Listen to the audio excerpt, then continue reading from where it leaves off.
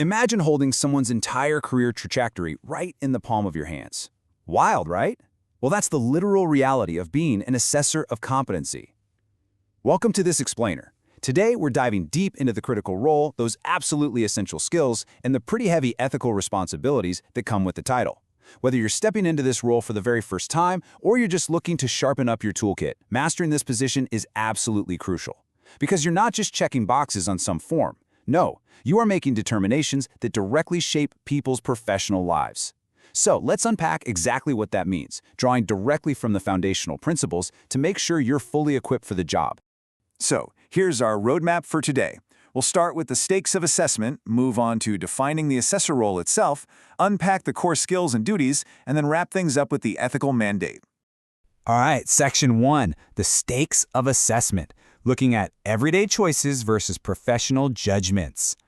Think about it. We all make countless assessments every single day just to navigate life, right? Like, how do you choose fresh, ripe fruit at the grocery store? You pick up an apple, maybe give it a squeeze, check for bruises, or what about deciding what clothes to wear to a big interview?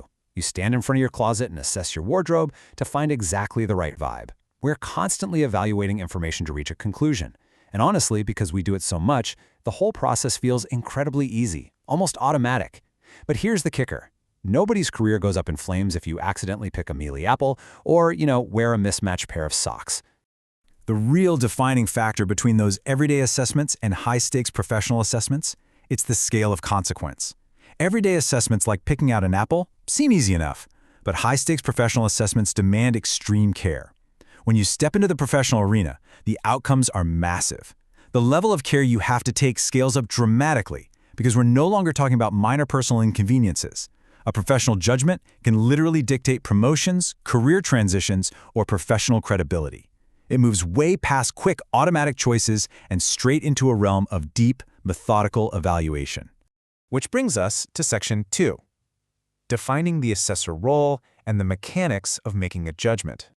Okay, so as an assessor, you are not operating on gut feelings, personal preferences, or intuition like you might when picking out an outfit. Actually, scratch that. Subjectivity is highly detrimental here. Instead, you have a very specific objective directive. You must compare candidates' evidence against the performance criteria. You are essentially the bridge between what the candidate brings to the table and what the rigid standard demands. By doing this, you're actively stripping away your own personal bias. It's just about the evidence, plain and simple, measured against a fixed stick. And that objective comparison leads directly to the ultimate judgment you have to make. Once you've weighed their work against the criteria, you have to make a definitive call. Is the candidate competent, or are they not yet competent? Notice that exact phrasing.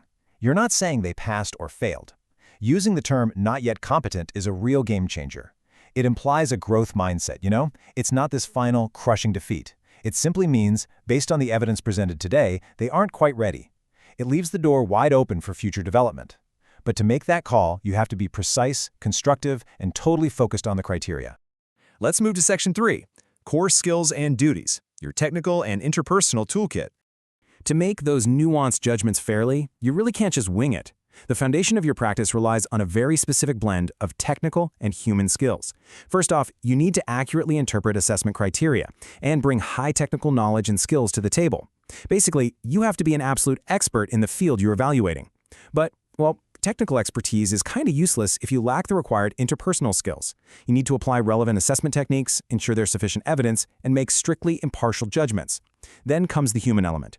If you have to deliver a not yet competent verdict, you absolutely need the interpersonal finesse to provide constructive feedback without totally discouraging the person. It's a really delicate balance of hard facts and empathetic communication.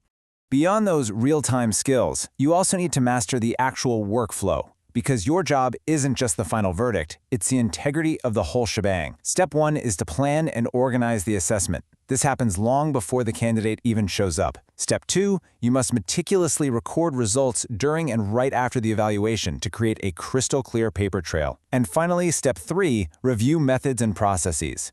You're responsible for stepping back and continuously reviewing how you do things to make sure the process remains effective and totally fair for the next person who walks through the door.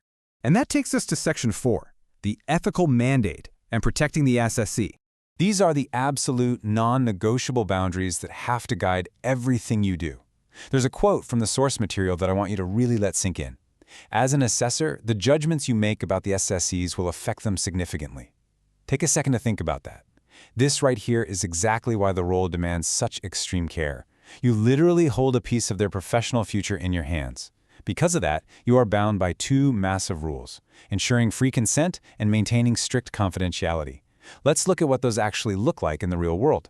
Our first ethical pillar is free consent. Now, this is way more than just getting a quick signature on a piece of paper. The assessee must be fully informed of the plan, given all the specific details, and absolutely not pressured to undertake the assessment. Imagine a candidate who feels totally forced by their manager to sit for an evaluation they know they aren't ready for. If there is pressure, or if they feel coerced in any way, the integrity of the whole process is out the window. If there's pressure, there is literally no free consent. It is on you to ensure they are there completely of their own free will. Back to back with consent is confidentiality. When a candidate trusts you with their evidence and exposes their current skill level, they are incredibly vulnerable. The rule here is strict. Information about the candidate's assessment is made available only to authorized personnel and kept secure, period. No one else gets to see it. As an assessor, protecting the assessee's data and privacy is just as important as evaluating their technical skills.